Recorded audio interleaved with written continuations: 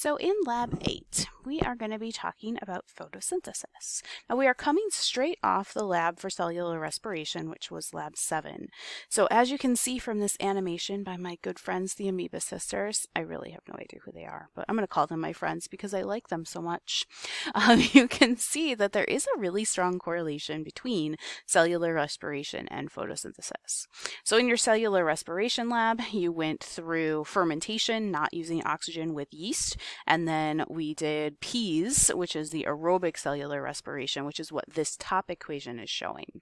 Now in the lab in photosynthesis this week, you are going to be looking at how the products of cellular respiration become the reactants of photosynthesis. Carbon dioxide and water, along with light, will then produce sugar and oxygen, which will become the reactants of cellular respiration. They're basically inverted equations to help us make food, and then how we make that food into energy that can actually be usable. So in our lab today, we're going to play a lot with spinach. Spinach leaves are going to be used quite a bit for our testing, looking at what's needed for photosynthesis, what light waves are going to be needed for photosynthesis. So let us start by looking at your objectives and keywords as usual. So by the end of this lab, you should be able to discuss all of these objectives with some knowledge, and you should be able to identify, define, and explain all of these keywords as well. So we're going to go through these, basically all of these keywords in this presentation, and then you're going to be using that in the lab. So let's start with that equation for photosynthesis and look at that in relationship to respiration, or especially aerobic cellular respiration, right? We need the oxygen for these two to be inverted relationships. So redox reactions are something you talked about in your cellular respiration lab. So redox reactions, remember, are paired reactions. If something is oxidized, meaning it gives up electrons and it gets a positive charge, then those electrons have to go somewhere, right? So those electrons are going to go to another molecule or atom, which is going to be reduced, meaning it's picking up electrons, which gives it a negative charge. So in photosynthesis, what basically happens is we take this carbon dioxide that's made of just one carbon and two oxygens, right? So you can see that here. And we are going to reduce it, meaning we're going to give it electrons and some hydrogens as well, and force 6 of these together in order to form glucose. Now, glucose is a monosaccharide that has 6 carbons in it. So this is, again, the most general example of the sugar that's made during photosynthesis. Plants can make other types of sugars as well. This is just the, I think, easiest to talk about. So during photosynthesis, carbon dioxide is reduced, which means it's picking up these electrons and hydrogens. So where are they coming from? Well, they're coming from the other part of this equation. So water is also going to be involved in photosynthesis. The electrons and hydrogen ions from water are going to be given to carbon dioxide, which means water is going to lose these things. So the water is oxidized. So the water is oxidized, carbon dioxide is reduced. So the electrons are going to move from one thing to the other to make our glucose and then the oxygen gas, because as water is oxidized, it gives off the electrons and hydrogens. It is going to pair with basically the oxygen is all that's left, and it's going to pair with another oxygen in order to make the oxygen gas that is released during photosynthesis.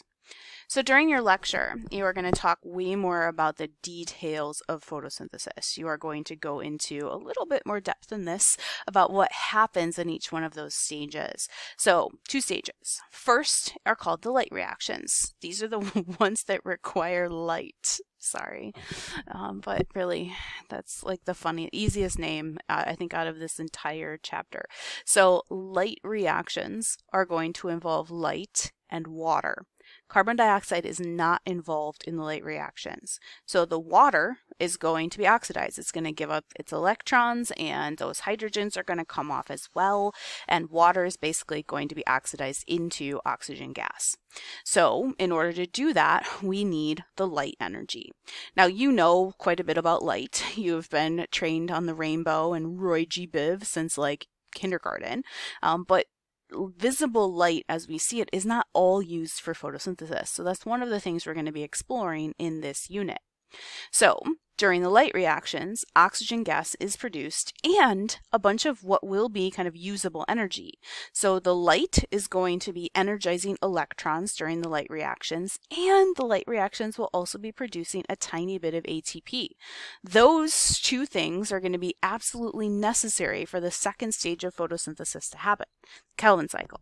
So the Kelvin cycle is going to involve carbon dioxide. So carbon dioxide does not enter photosynthesis until this second step.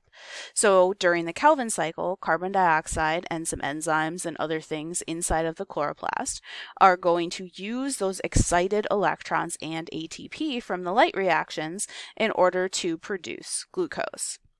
And that simple sugar molecule can then go on to be used for a ton of other things, right? For one, it could go into aerobic cellular respiration. For two, it could be stored as starch inside the plant, or it could be made into cellulose, and that helps to form the cell walls, right? So monosaccharides can be built into those polysaccharides for the plant's use. So without photosynthesis, not only will the plant not have energy, but it also won't really have the components to build its structure either. So let's talk a little bit about structure. All right, so photosynthesis in plants is going to happen in the leaves. Right? And if you remember your like anatomy of a plant, you have roots, you have a stem, you have leaves, and then you have flowers. So the leaves are going to be the ones responsible for photosynthesis. So everything about the leaf is basically designed to go through a ton of photosynthesis and get those products and reactants in and out of the leaf. So we're going to start with protection. So on every leaf, and you can see this image is very similar to the one that is in your lab book. This one's from OpenStax, but it's basically the same thing. So if we zoom in on this box right here, then we can actually see the epidermis, which is going to be both on the top and the bottom of the leaf. Why did that just happen? It linked straight to the OpenStax book. If you click on it, I'm like, I don't want to go to the OpenStax book. So we will have I will try not to click on that picture anymore. So the epidermis is going to be both the top layer and the bottom layer of the leaf. Now, you have all touched a leaf. If you haven't, go outside and find a leaf, touch it, or find a houseplant. When you touch a leaf, you notice that in most leaves, especially native to Illinois, the top part of the leaf is going to be a little bit more waxy, right? This is a protective, to protect it from the elements. And then the bottom part of the leaf is usually a little bit fuzzier, a little bit less of that smoothness, because it doesn't need the same protection on the bottom of the leaf as the top. So the epidermis will be on both the top and the bottom as a protective layer, just like we see in the skin, right? As the human skin, epidermis is our most superficial layer of our skin and is basically there for protection. So in plants, you will also see a top layer, typically that is going to be on that waxy side, right? The smooth side of the leaf is going to have a layer of cuticle, and that's what this kind of gray is in this picture. The cuticle will help for waterproofing to make sure that the water runs off of the plant and down to the roots and not through the leaf. Because even though the leaf is going to need water, it's not designed to grab the water. The roots are. The roots will bring then, the water into the plant and up towards the leaves. Now also you can see in this picture that there are holes within the epidermis. So the epidermis here on the bottom of this image has the hole. So these are called stomata or stoma, again, if you're using singular versus plural.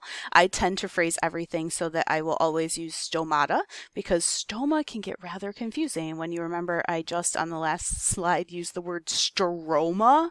Stroma and stoma are two different things, but there's only one letter difference in spelling. So I typically tend to rephrase things so that we will always use stomata instead of stoma. But again, you should be able to be aware of both of those. So the job of the stomata is gas exchange. Oxygen has to leave the leaf if there's too much of it, and carbon dioxide has to enter the leaf if we want to have more photosynthesis. So these can open and close in response to the environment if we need to, when you think about water conservation, etc. So these are controlled by cells that are called guard cells. So the cells that are on either side of these stomata are going to be called guard cells. The guard cells will basically decide if we need to open these stomata or not. So we'll see those all on this. So now let's take a little trip into the middle between the epidermis. So again, epidermis on the top, or epidermis on the bottom. In the center, what we have is what's called the mesophyll layer. This is where photosynthesis is happening.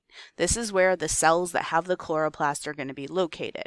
So when you look at this image again, you can see that these cells on the top and bottom, they are epidermal cells. They are not going to really be photosynthesis cells. They have different functions.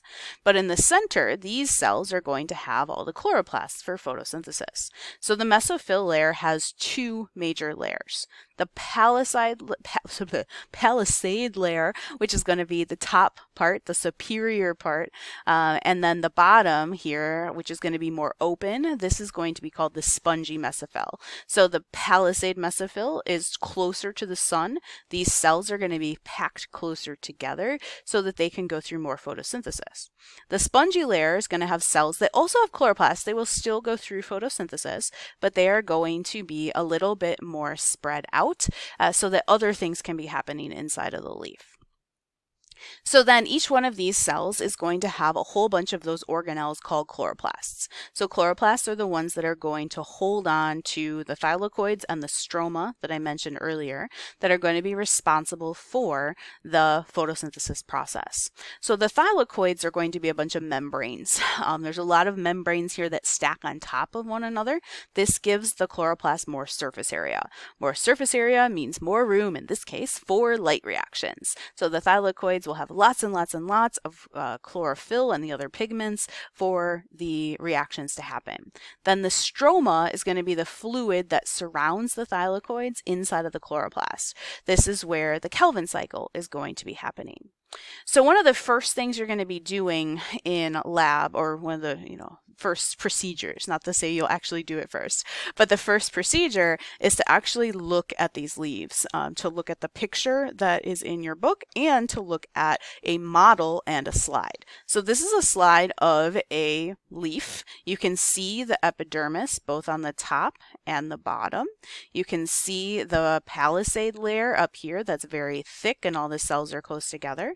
And then you can see the spongy layer that is down here where all of those cells are a little bit farther apart. So in this image, you can actually see each one of these little dots is a nucleus inside of a cell. Right? So the palisade is more, again, densely packed, but the spongy layer is not so much. You can also see there's other things going on in here, right? But those are the big ones that I think you could focus on from this image anyway. And I think if I were to stretch my imagination, this is probably where those guard cells would be, where the air would be moving through those stomata. And so the other thing you will actually look at is this model. So in the lab, you will see this model, similar again to the picture as well as the slide we just looked at. It's just, plastic, so you can see the differentiation a little bit clearer, right? So again, you've got the bottom epidermis and the top epidermis. You have the holes protected by the guard cells so that you can open and close the stomata. You can see the palisade mesophyll really well and the spongy mesophyll really well. And in this one, you can actually also see a vein. Veins are used to transport things around the plant from the leaf to the stems to the trunk if you're talking about a large plant, and move things around. They have areas that can allow fluid to move up and down, which is also why these are colored. So at this stage, I'm not worried about you knowing exactly all of those parts, but you should be able to identify those that are in bold in your lab book.